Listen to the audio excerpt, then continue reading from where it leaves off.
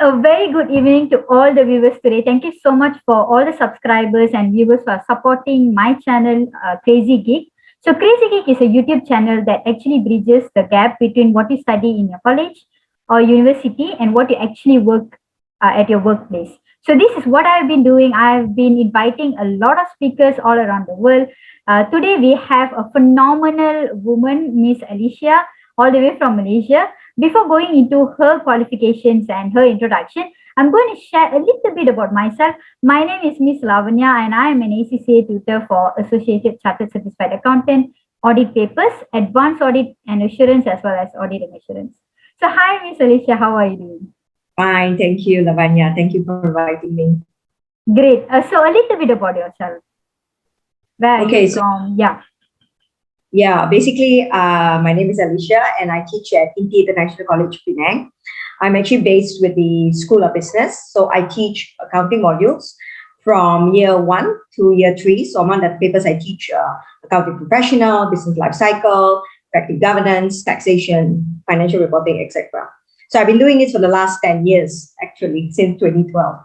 That's amazing. And you're also a student, right, Ms Alicia? Yes, correct. I'm actually pursuing my DBA now in my second year, first semester. Amazing. So you are a teacher as well as student. Yeah. So you can understand both as perspective. Both worlds. Yeah, exactly.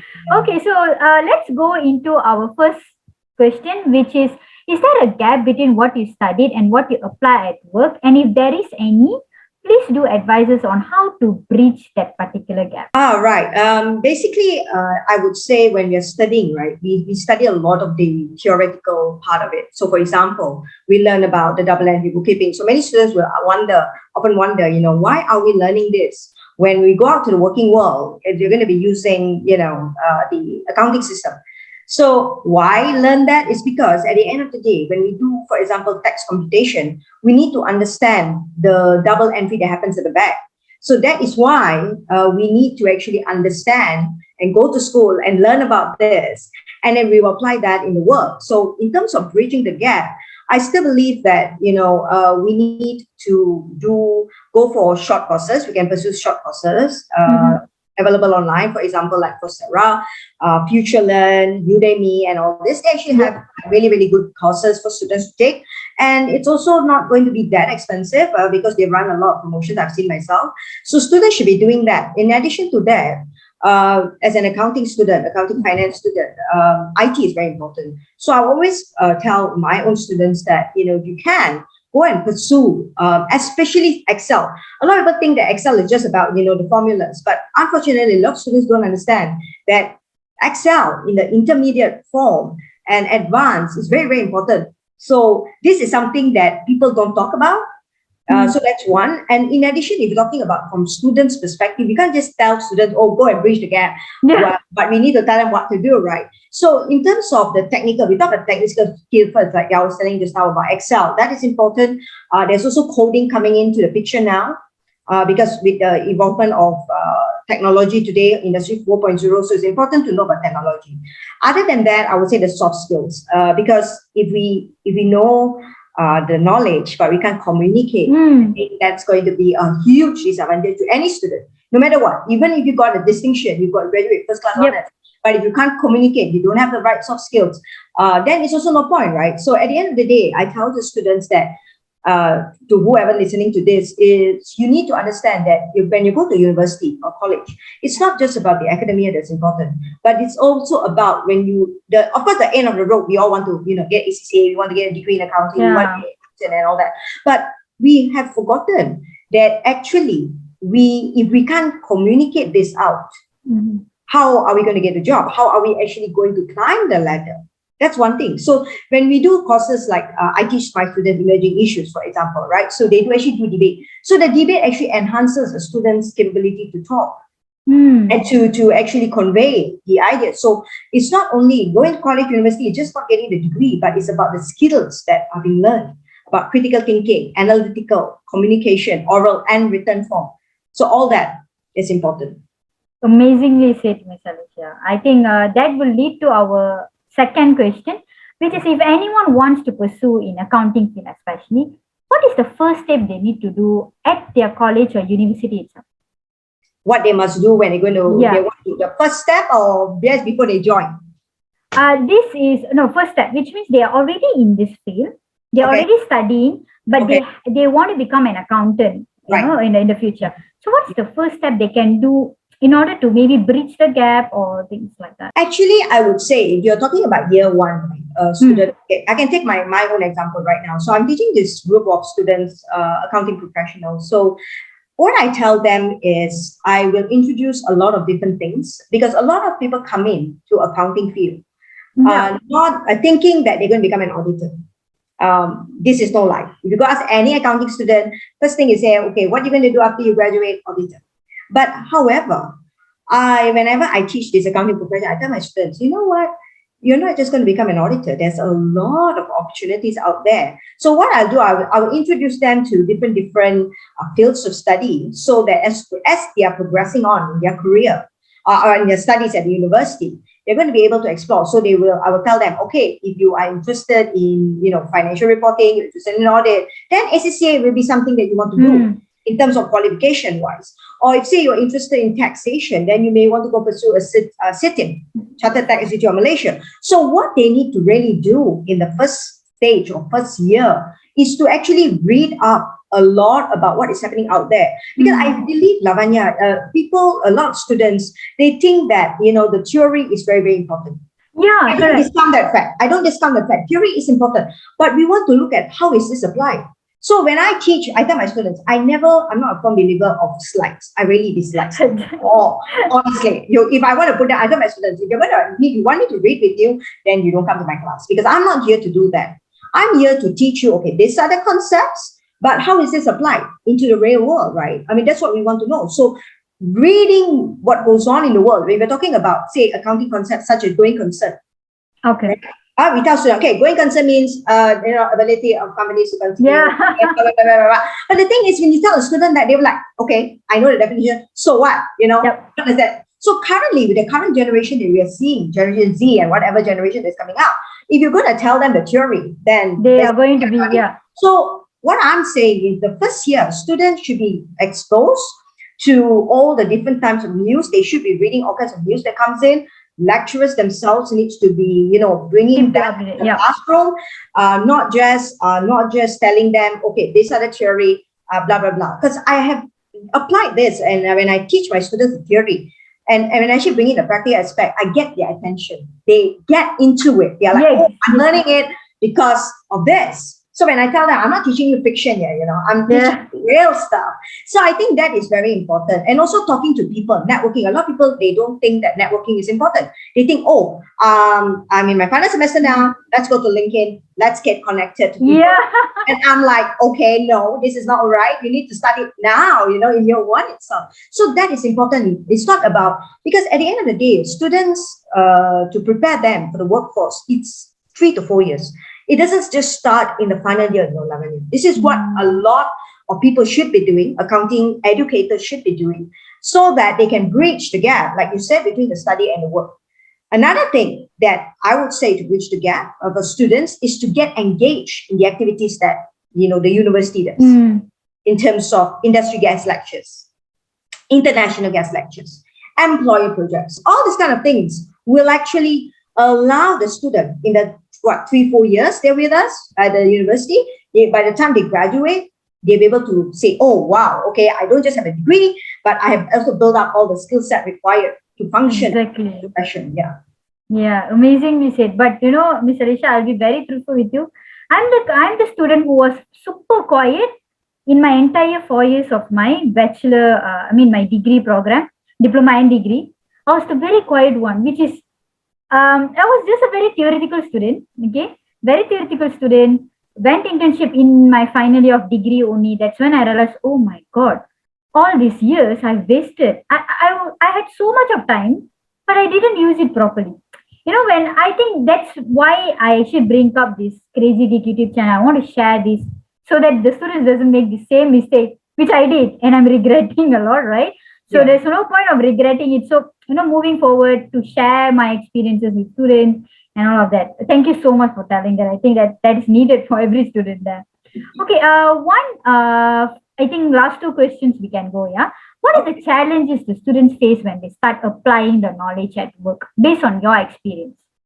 Okay, basically, first and foremost, students feel a lot of anxiety when they're going to go out, right? I actually have a batch of students right now. Okay. I think at the end of the day, when we know, as me as a lecturer, I know my students going to intern, so I normally have a chat with them. I tell them that you really got to remember that you are going out there. You're going to be filled with anxiety, but you have to show your willingness to learn. Okay, and if you make mistakes, own it up. Don't Okay. be Okay. defensive about it. Mm. I believe that because sometimes we're only human, right? We are there to learn. So in terms of going out for internship, I think talking about the gap, right? Or say your question was, what can they do, right? To before they go out, is to prepare themselves, read a lot about the company, talk to having a mentor. I think Mm. I wanted to bring up this matter about mentorship. I believe that every student should have a mentor, whether it's in the form of the lecturers, especially lecturers, because they are the closest to the student. Because a lot of times I believe that students, they not to say they don't know, but they don't have somebody that they can talk to and Yeah. hold on to. So I think mentorship for our students are very, very important in that sense. Any other parts that you wanted to ask me, Lavanya? Last one. I have another one more question to go. Okay. So that question is actually on share with us your one mistake that you made when you were a student, which the adult you now would want to change at that point of time.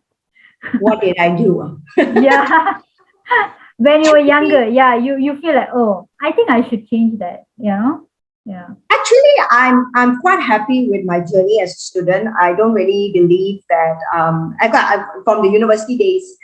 I was very vocal. I used to be always out. So if I were to say, to be honest, when I first started off my journey in education, Mm. learning, right, I was very quiet. Not gonna lie, Okay. I was very quiet.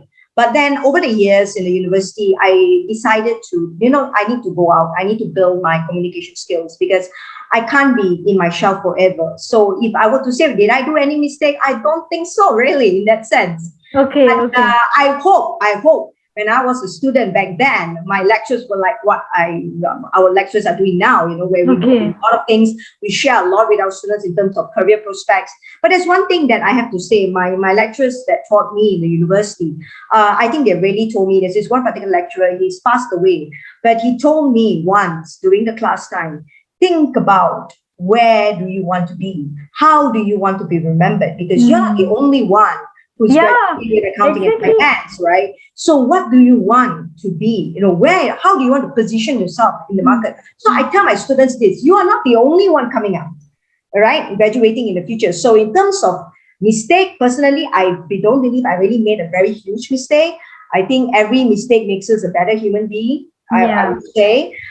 So what I do now is as a lecturer, yes, and also a mom at the same time, I always tell myself that I look at my students like my own kids. So I Yeah. will talk to them and tell them, whatever I do for you today, you may not like what I'm doing, you may not like what I'm saying to you, but I need to say that, I need to tell you that this is what is going to happen in the workforce. So when you were talking just now about the theoretical and practical, right? A lot of times we train our students in terms of passing exams, right? But have we actually under when we go out to the working environment, everybody's going to be having a different test, Exactly. right? Not everybody's going to walk on the same journey. So what we can do as in the education industry, like me, I just need to ensure that my students understand that there's Mm. a That is. lot that so we teach them agility. Sometimes I tell them, you want the bitter truth? You want Yeah. a sweet chocolate or do you want a bitter chocolate? So some may say, I want a sweet chocolate, right? But I say sometimes it's better to take the bitter pill and get the criticism now, Yeah. make mistakes now. And instead Mm. of, when I ask them questions, right, everybody's like, okay, looking at the floor, looking elsewhere, please don't call me. Now then I tell them it's okay. Because in a class is where you need to learn. If you make Mm. mistakes, it's okay. I think that is something that I would like the students, okay, whether my current students coming in the future, asking questions is the best way of learning. Really, we learn from questions. There's no such thing as a stupid question. I think that's what I would like to drive home. And I would like to say that we can't just build on theoretical. It's very, very important to bring in the practical aspect of things that we do. That's the only way they're going to build a resilient workforce. Okay, correct. Yeah. Totally agree with that. Yeah, because I'm sure my students ask me, Miss, do you think that computer is going to replace me? I said, no. Computer's not going to replace you. Don't worry, because we're going to need you for what? We're going to need you for your analytical. Exactly. We're going to need you to tell me, okay, what are these numbers that you calculate? Right? And when they do an assignment, they say, oh my God, Miss, it's so tough. It's so tough. I say, think about this as this is your task from your boss. Your boss asks you, okay, do this exercise or do this thing, right? And if you understand how to do it properly, when you get out there and you get the same thing, you're going to be like, oh my God, I'm so glad that I actually did this assignment already in school, right, in the university. So again, when you talk about assessments, I think this is what ACCA is also doing, where they do scenario based, because we want to see how students think. Exactly. And this is what I also believe, not only the higher education, but even in the education, primary, secondary school, we need to teach them that, in terms of thinking, there's no box, we say, think beyond. But it's difficult, Lavanya. I'm not going to lie to you, it's not easy to think beyond what you have. If you look at a question there, you're like, oh, I read a question, I'm doing my DBA assignment and I'm like, oh my God, I read a question 10 times and yet I still don't understand. So it's a lot of things like, in terms of accounting is a wonderful career. I would say it will never die. There's always going to be a job in terms of economic booming, economic downturn. You're going to need accountants. So accounting will never go out of fashion, in that sense. It's just a matter of technology is going to come in. Yes. It's going to change the way of work. It's going to help us, but definitely we're going to need accountants. I think that's what I end with. Thank you so much, Ms Alicia. I'm very grateful to have you in my session, and I really learn a lot as an educator as well. So thank you so much. I will probably see you in another new session. Sure. Thank you so much, Lavanya, for inviting me.